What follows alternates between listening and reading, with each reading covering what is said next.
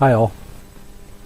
So let's continue with these how to start a band videos. This will be number 5. And I only have a few more items, and then we'll start getting into more detail. So just to show you where we're going here, we're going to talk about stage fright, stage presence, and the vibe. Only take advice from people doing better than you. Going to Los Angeles. You may not need a record company. When to quit.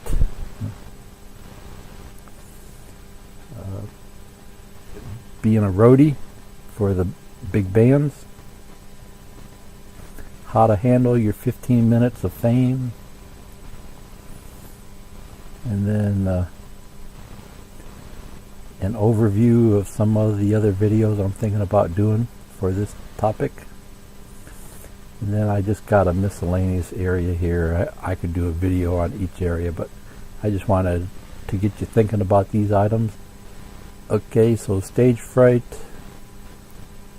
Yes, public speaking and performing live is tough. A common saying that you always hear people talking about in public speaking is, years ago there was a study, and they determined that people would rather be at their own funeral than speak in public. Meaning they would rather die than speak in public. So, I mean, that's just crazy. Yeah, you speak in public every day. You talk to your buddies, you talk to your teachers, you talk to your parents, you're always talking in public. So, if I can do it, I stutter. I taught music for years. I taught college part-time for years.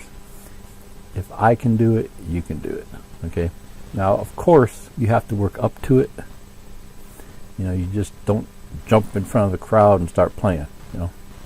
It's definitely a skill that you can learn. So I have a few tips. Usually they say, be confident. Well, what exactly does that mean? Stage fright comes from not being prepared. You don't know the song well enough. You're afraid you're going to mess it up. Right? So, we all make mistakes. That's live music. I've seen big bands make mistakes on TV, late night talk shows. Years ago, I don't remember the name of the band, but it was like mid-90s or so, one of the hottest guitar players out there on Jay Leno, playing a guitar solo, totally flubbed it up. Now that's a recording, right? They could have cut it out, did it again. But he must have said, oh, leave it in there. And then they came back to the Jay Leno show a month or two later, and he played another song perfect. So, the point is, when you're playing live, you're going to make mistakes.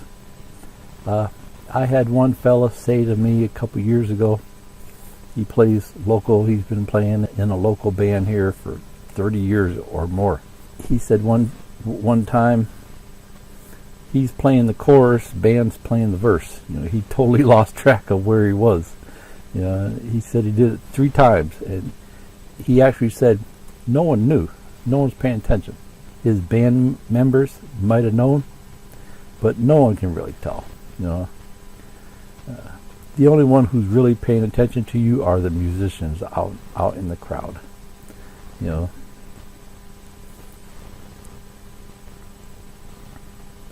So in general, when it comes to public speaking and performing, they usually say everyone is nervous. Use that nervousness to your advantage to build up your energy. What they usually say is, if you aren't nervous, that means you don't care anymore if you do well, and that's not good for a performer, right? So a little nervousness is okay.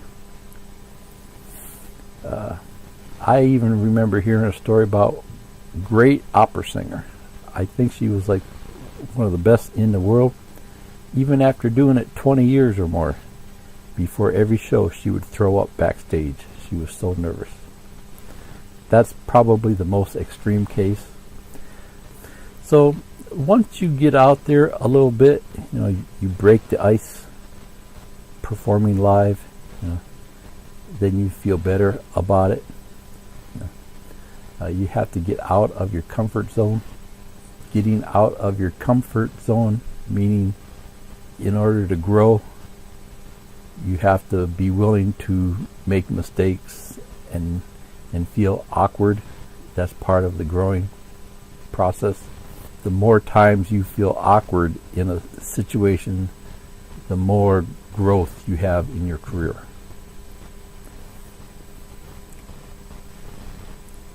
So, as far as playing out in the club, once you see people like what you're doing, they like your music, they like your songs, you'll feel a lot better about it, and most of the nervousness will go away. One thing is, don't say to the audience, we're not that good. Okay? Because what will happen is people will judge you more. Just because you said that, people who would have thought you were good are more apt to agree with you that you are not good. Okay? So don't say that. We're not that good. And that kind of goes along with being able to accept a compliment. If someone compliments you, just say thank you. That's all you have to say is thank you. You don't have to give an excuse, say, oh, I'm not that good, or it took forever to learn this, or anything like that. Learn how to accept a compliment. Just say thank you. And that goes in any situation. Okay? So, this section here is a little harsh, but it's reality. So, while getting started, you're probably just going to be playing small jobs in a small town or dive bar. There might only be 10 people there if you're lucky. Right? You aren't going to start out in the best clubs. And you're only making a few bucks a night. So don't expect your band to sound like a pro band right off the start. You're going to have cables go bad. You're going to make mistakes. People are going to show up late. You're in a small town band, and you're just getting started. Now, of course, your band is going to improve, and you want to make it big. But what I'm saying here is the nervousness right now is you're just getting started. You're a new band, probably in a small town. Even if you're in a big town, you're still working the neighborhoods. It's still like a small town, right?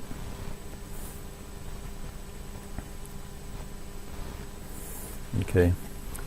So as long as you rock, no matter what type of music you're in, rock, country, dance, as long as you rock, most audience won't mind a few mistakes. We all know it's live music. Mistakes are going to happen. Okay? Now, if you're making mistakes on every song, then your band's not ready yet. Now, most adults know live music comes with mistakes, but they enjoy seeing a real drummer, a real singer. That's why it takes a pro band months to record one album, right? Because they make 1,000 mistakes. They do 1,000 takes.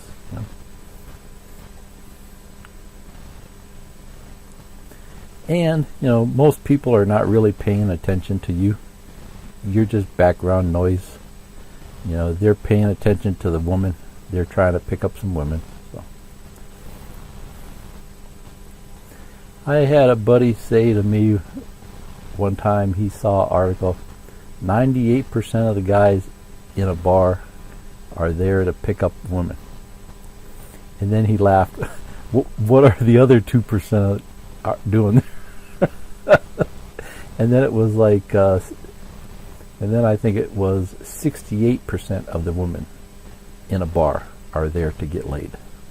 Okay? So they aren't paying attention to you. You know, if they're bored, they might be watching you. But so. And then after they have a few drinks, the band sounds a lot better. I quit going to bars years ago, but toward the end there, I had quit drinking too. You know, so I was at a bar, sober, and everyone else was drunk. I mean, that's a strange experience there when the band's playing, everyone's dancing, everyone's drunk, and I'm standing there sober, right? Because I didn't want to get a DUI, right? So here I have a few tips on what you might want to do to practice being on stage. I'm just randomly throwing things out to give you some ideas. Ask your friends to come to your practice sessions. Give private parties and play there. You know, just a party at your house and set up your band, right? They're all your friends. They don't care if you make mistakes. Practice talking in public. Every chance you get, you know, you go to the store, talk to the clerk. You have a term paper at school and they want you to do a presentation. Get up in front of class and do it. Yeah. I stutter. I recently did a video on stuttering. Something that I did when I was in college, I took every speech and English class I could. Every speech class, I always got up and gave my speech. Most of them were only like 5 minutes. You know, you got 20, 30 people in the room. They don't give you a lot of time. But that's how I worked around it. I got used to talking. Go to a local park and strum your guitar around the picnic table. There may not be no one there. There may not be no one within 100 yards, but you're out in public playing your guitar. That'll help you get over the nervousness. Now, of course, be safe. You know, there's a lot of criminals in the parks too. You know, they might knock you over the head and try to steal your guitar. So, go to your local music store and strum a guitar out on the showroom floor. You know, you're playing in public.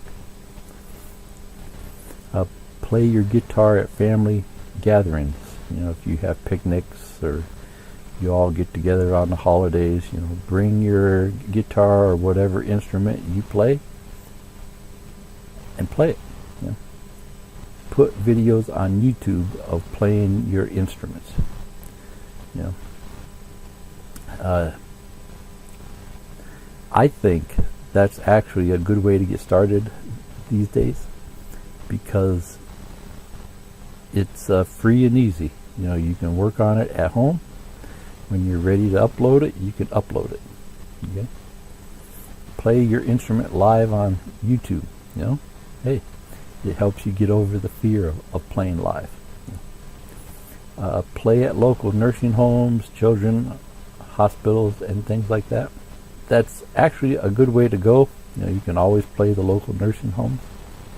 You know, of course, you can't go in there and play heavy metal, but you can bring your sheet music, you know, and play some of the old time songs.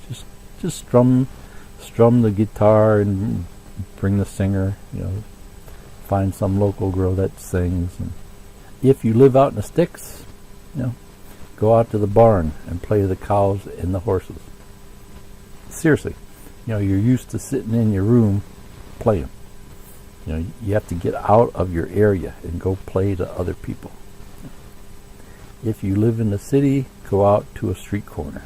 You know, you always see the street corner players. You know. Just be careful in the city. There's a lot of crazy people out on the sidewalks. Something else, in the back of the guitar magazines, there's subliminal recordings that you can buy, and I've seen them on Amazon too. They're only like 99 cents. You can download a digital subliminal file, and it's just like nature sounds and things like that, but they have subliminal recordings in the background to help you with certain things, and like you would get the one for stage fright. So I used those a lot when I was younger, and I still use them. Some other common tricks that they usually talk about when you're talking about public speaking is picture your audience nude. That's supposed to help you get over the fear of talking in front of a crowd. I kind of think that one's silly, you know. The other one that goes along with that is picture your audience in funny hats or clown outfits. That's supposed to relieve the pressure. What I think would be better is if you're prepared, you won't be nervous. Okay? That's the main thing with stage fright. If you're prepared, you know you won't make a mistake, and then you won't be nervous.